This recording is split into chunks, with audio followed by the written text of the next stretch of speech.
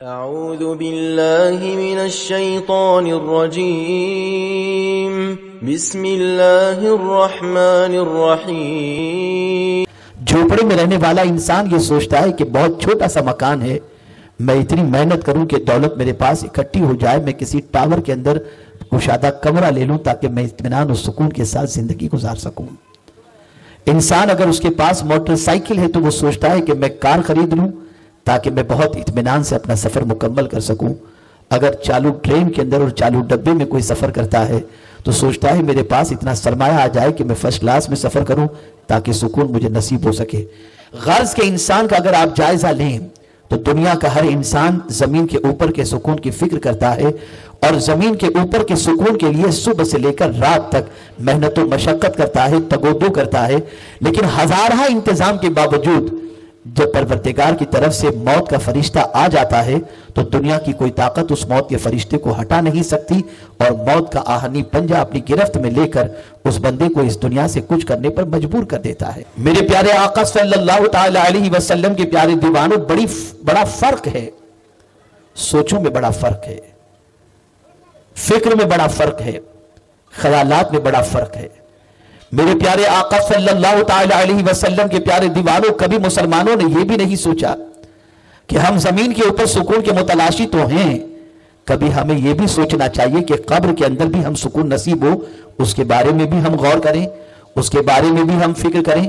اللہ والوں کی زندگی کا اگر جائزہ لیا جائے تو اللہ والوں کی زندگی کا معاملہ یہ تھا کہ وہ زمین کے اوپر رہتے ہوئے سب سے زیادہ زمین کے اوپر کے سکون کی فکر نہیں کرتے تھے، بلکہ سب سے زیادہ اگر وہ فکر مند ہوتے تھے تو زمین کے اندر کی زندگی کے لیے فکر مند تھے۔ اس لیے کہ زمین کے اوپر اگر انسان بے چین ہے، کسی طبیب سے علاج کروا کر اپنی بے چینی دور کروا سکتا ہے، کسی عامل سے علاج کروا کر اپنی بے چینی دور کر سکتا ہے، اپنے علاج و معالجے کے ذریعے وہ اپنی بے قراری کو دور کر سکتا ہے، نیند کی ٹیبلٹ لے کر کے بے قراری کو دور کر سکتا ہے، مال کما کر کے اپنی بے قراری کو دور کر سکتا ہے، لیکن قبر کی وہ وحشت جہاں پر کوئی بے قراری کا علاج نظر نہیں آتا، اگر وہاں انسان بے چین ہو تو وہاں کی بے قراری کا سرمایہ کیا ہے، وہاں کی بے قراری کا سامان کیا ہے، وہاں کی بے چینی کا قرار اور بے چینی کا سامان کیا ہے کہ بے چینی اس سے دور ہو سکے۔ میرے پیارے آقا صلی اللہ تعالی علیہ وسلم کے پیارے دیوانوں، آج ہمیں نرم گدوں پر چین کی نیند نہیں آتی، آج ہمارا حال یہ ہے ایئر کنڈیشن کے اندر بھی سکون نظر نہیں آتا،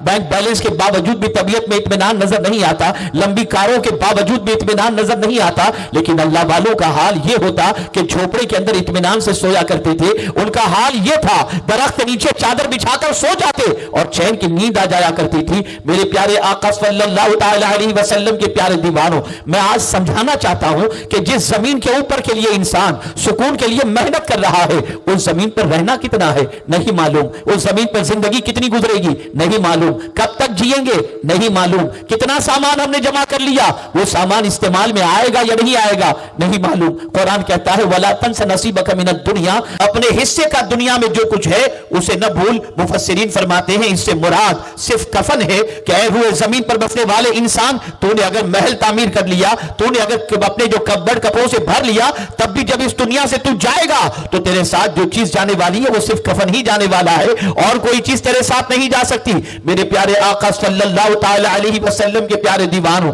ہمیں سمجھنا ہے کہ جس زمین پر ہمیں زیادہ نہیں رہنا اور کتنا رہنا ہے یہ بھی ہم نہیں جانتے۔ ہم اگر ساری تگودو اسی زمین کے لیے کریں تو ہم سے بڑا بے وقوف کوئی دوسرا نہیں ہوگا، اس لیے کہ ہم نہیں جانتے کہ قبر میں ہمیں کتنا رہنا ہے، ہم نہیں جانتے کہ قیامت کب قائم ہوگی، لیکن ہمارا ایک لمبا عرصہ قبر میں ضرور گزرے گا، ہمارا ایک لمبا عرصہ میدان محشر میں ضرور گزرے گا، لیکن میرے پیارے آقا صلی اللہ تعالی علیہ وسلم کے پیارے دیوانوں، کبھی وہاں کی بے قراری کے حوالے سے، کبھی وہاں کی بے چینی کے حوالے سے ہم نے کچھ سوچا کہ اللہ اکبر، قبر میں کوئی ہوگا تو نہیں جو ہمارا دل بہلا سکے، قبر میں کوئی ہوگا تو نہیں جو ہمیں تسلی دے سکے، قبر میں کوئی ہوگا تو نہیں جو ہماری بے قراری کو دور کر سکے، قبر کے اندر کوئی ہوگا تو نہیں جو ہماری بے چینی کا علاج کر سکے۔ آئیے ہم مدینے کے تاجدار سے پوچھتے ہیں یا رسول اللہ صلی اللہ تعالی علیہ وسلم، زمین پر بے قرار ہوتے ہیں تو افراد ہماری بے قراری کو دور کرنے کے لیے کبھی تسلی دینے کے اعتبار سے، کبھی علاج و معالجے کے اعتبار سے،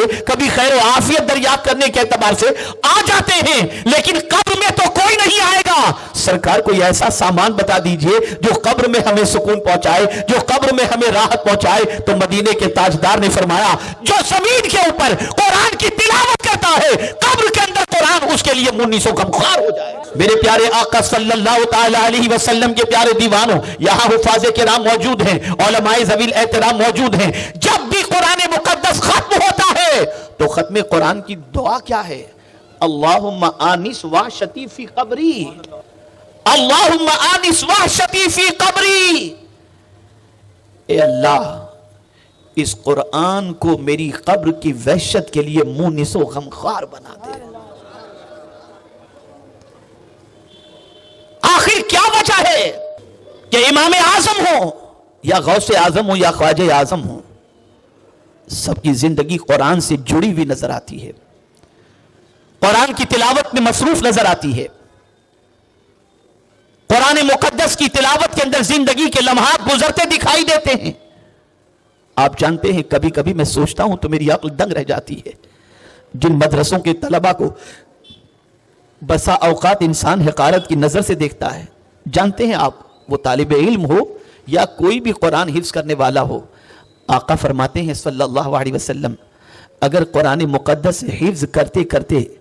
حفظ نہ ہوا اور اس کی موت واقع ہو گئی تو اللہ قبر کے اندر ایک فرشتہ مقرر فرماتا ہے جو قبر کے اندر اسے پورا قرآن یاد کراتا ہے. آپ ذرا سوچو اور اندازہ لگاؤ. میرے پیارے آقا صلی اللہ تعالی علیہ وسلم کے پیارے دیوانوں, زمین کے اوپر کا اضطراب ہو یا زمین کے اندر کا اضطراب ہو, یہ دونوں بے قراریوں کو اگر کوئی چیز دور کرتی ہے تو وہ اللہ کی کتاب دور کرتی ہے. آپ نے بہت ساروں کو سکرات کے عالم میں دیکھا ہوگا.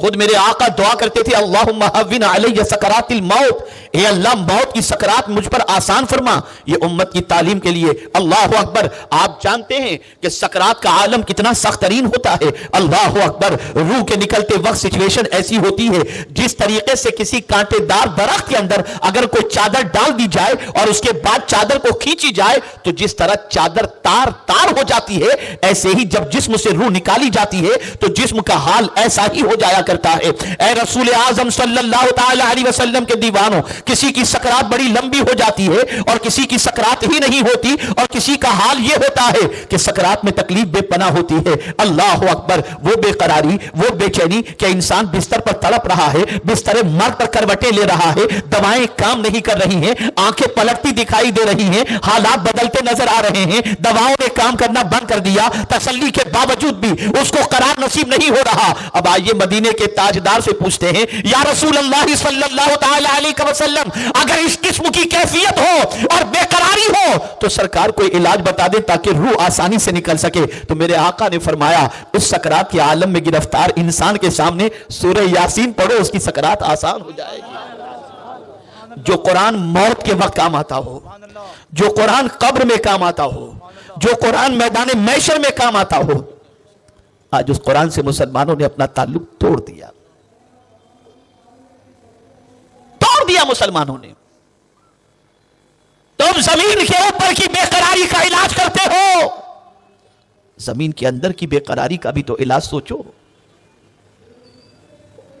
وہاں کی بے قراری کے حوالے سے بھی تو اہتمام کرو.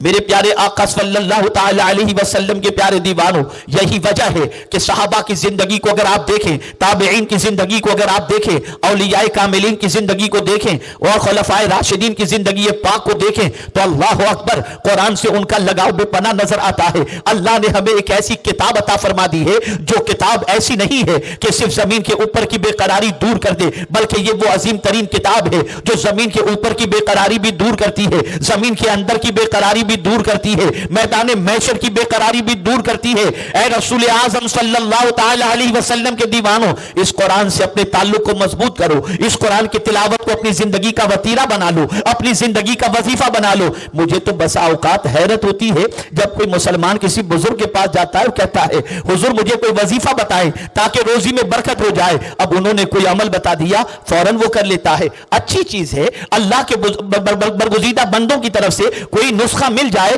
اسے آپ پڑھو اور اس سے فائدہ اٹھاؤ، اس میں کوئی مذائقے کی بات نہیں ہے، لیکن میں پوری ذمہ داری کے ساتھ عرض کرتا ہوں اے رسول اعظم کے دیوانوں، اگر تم صبح فجر کی نماز وقت پر پڑھ کر قرآن مقدس پڑھ کر کے نکلو، مولا رزق کے دروازے تم پر کھول دیا کرے گا۔